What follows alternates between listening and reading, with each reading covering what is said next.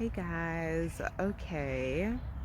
I want to follow on from the whole Superman message thing because the universe, the divine, my spirit guides have been giving me some mad, trippy, cool synchronicities. Like that storyline. Oh my gosh. That storyline, oh my gosh, it showed up in a conversation that I had with a very nice older lady. She was really lovely, and we just had a very warm conversation. And there were so many things about the conversation when I was like, the universe is doing something here. She was so lovely. She was so pleasant. And she was telling me she loved to knit, and she was knitting, and we were talking about knitting, and she was showing me, like, she was really good. She made these amazing big cloths and scarves. She could pretty much make anything. It was really good material, very comfortable. And then she was like, she was probably looking at me, and she was like, she makes them for her grandkids as well. And she was like, I made him a Spider-Man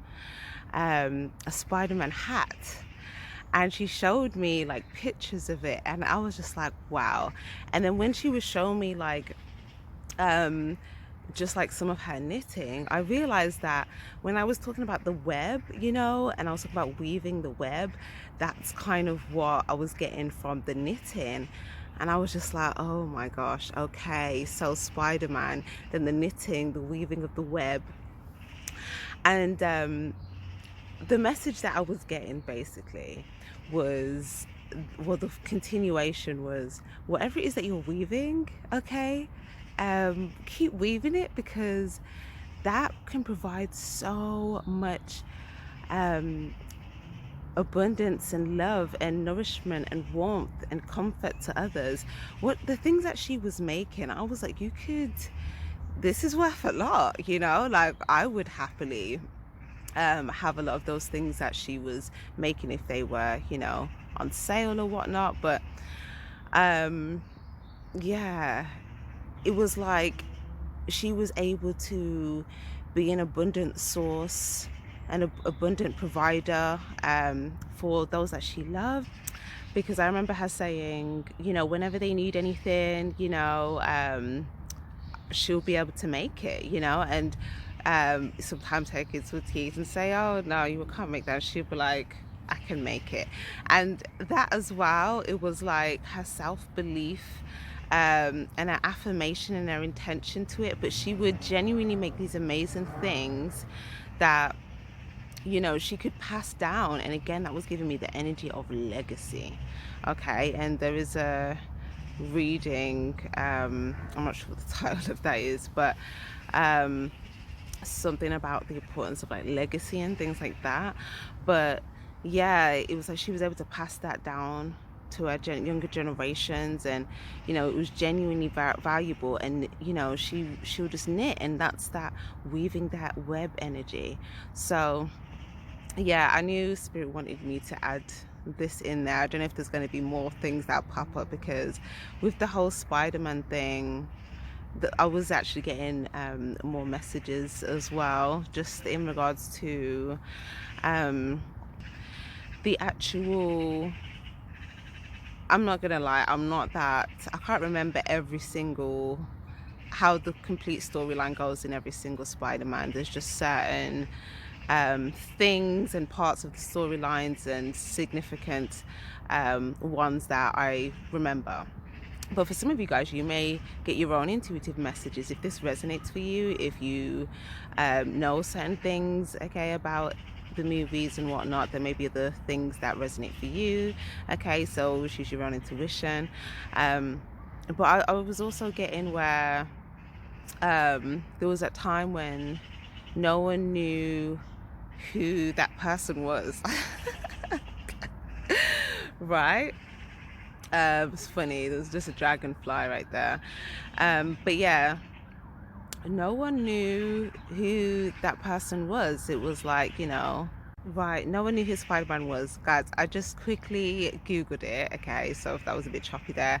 Wow, okay. I want to just try and say this before I forget. There was something where it was like, it brought up the bit where, Spider-Man was trying to protect his identity, out of fear of, his loved ones being targeted.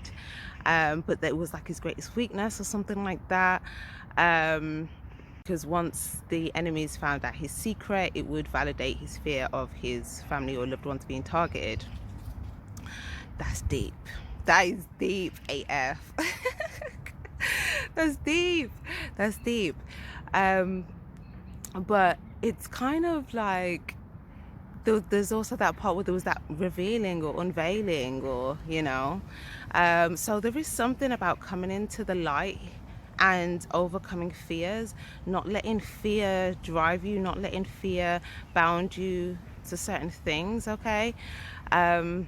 Because that could also, like the way I'm getting this now intuitively, I'm coming out of like the storyline, whatever, is that even if you are, let's say you're activating your superpower, you're trying to, the one thing that can keep you down is your fear, okay? The one thing that can block you is your fear. And everyone's fears are going to be completely different things. Everyone's not going to resonate with the exact same thing, of course not. But it's like, what is it that, could be something that you feel like is a bit crippling, or feels that way at least. And yeah, that Spider-Man example was a very good example, because it was almost like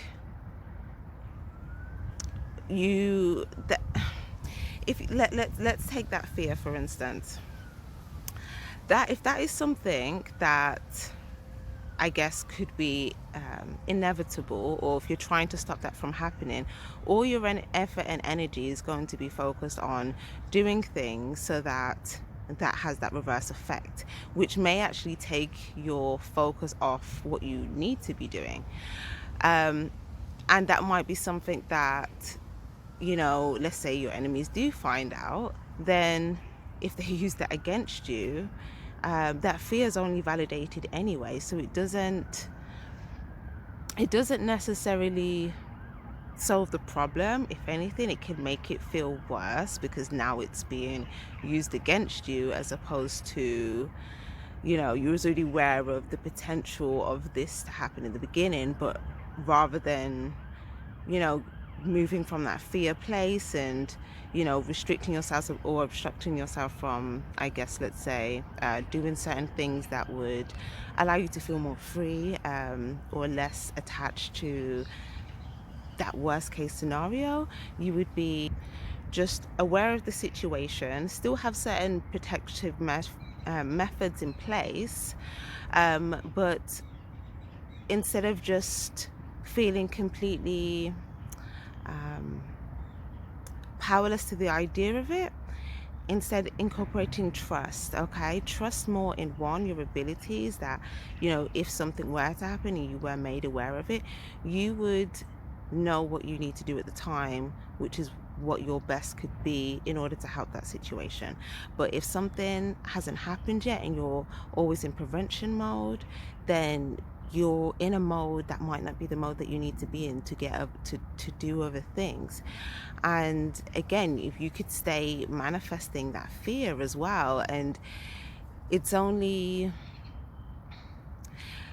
it can basically block you from really activating that in a superhero, right? So yeah, it's quite deep.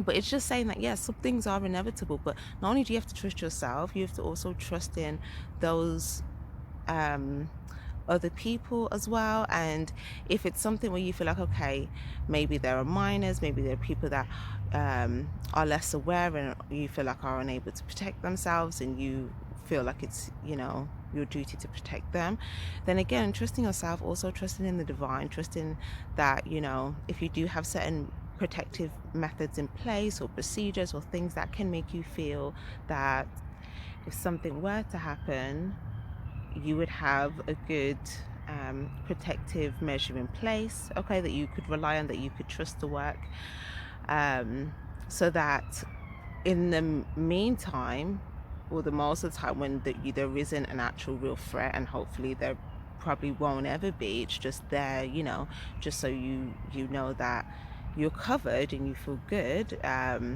Then you can release that fear, and you don't have to operate from that place of, you know, complete prevention mode if it's solely just to protect it, because the duty to protect it is the noble thing. But if it's something that, again, you know, your enemies use against you, then it doesn't really solve the problem. It just validates the fear, and that can be even more crippling. You know, it can be used to say, well, this did happen, so my fear was right, and this validates that this is why I should be doing this. And it's like, you know, there's another way. There's a way that, you know, you could be free and you can also still be protective, and without fear. Because fear, let me tell you something about fear, boy. Fear is, like, I think I would say, in my personal opinion, like, fear is a hell of a big crippler. Okay, so if you can really try to work through some of those. And I just want to highlight as well, obviously we do have polarity and all of that, so there are basic instinct fears that are there for your benefit, that are helpful, that are useful. Like, for instance, if you're in danger and then you kind of get this like fear instinct that you need to do something to protect yourself, that is probably just a positive instinct for your body to let you know something, like, you know, your awareness. So just feel like I just kind of have to give these disclaimers when I talk sometimes, because yeah.